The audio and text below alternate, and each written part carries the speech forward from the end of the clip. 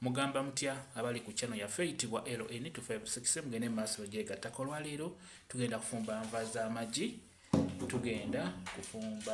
z'amagi. Gano gennyini ge mulaba. Tugenda gafumba enva. Tuteeka akasefuliya ku kyoto. Tuteekemu kabutto. Kabutto we kakyamuka teekamu obutungulu.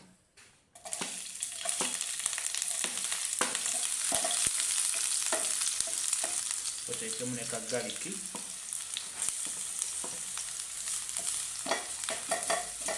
Tuteekemu ennyaanya. Tuteekemu ne ku kaloti obukozesa ze nga butono.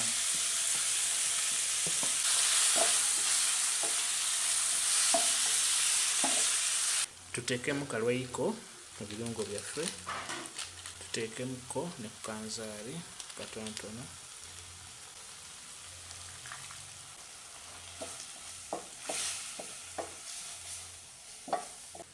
Tuteekemuko ne ku munnyo tegwerabira.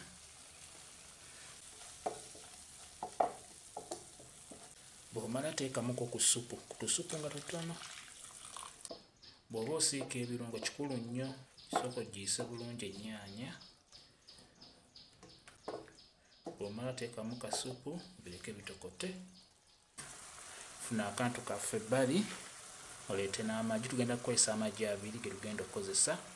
Gakube amagi bw'omala okugakubira mu kantu beera ng'ogakubira mu kantu nga bw'olaba. Okugakuba tugenda kubeera nga tugayiwamu mu birungo byaffe nga bw'olaba. Kati wamu ng'otabulamu bw'otyo. Tabulamu wamu nga bw'otabulamu gakuba. Tuli mu kufumba nva z'amagi nga bw'oziraba.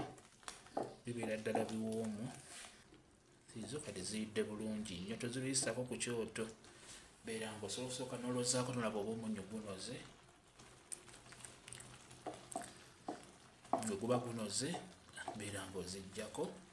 Enva zaffe ziyidde bulungi nnyo zibayite enva z'amagi. Oba tuluyita oluvuutu. Oluvuutu lw'enva lwelu.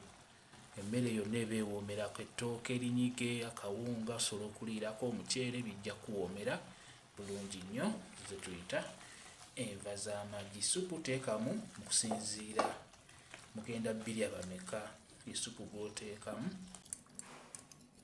Olwaleero njegadde tulabe enfumba gy'ofumbamu enva z'amagi bwe zityo bwe zibeera. Kati awo osobola okuliirako emmere yonna gy'oba ofunye.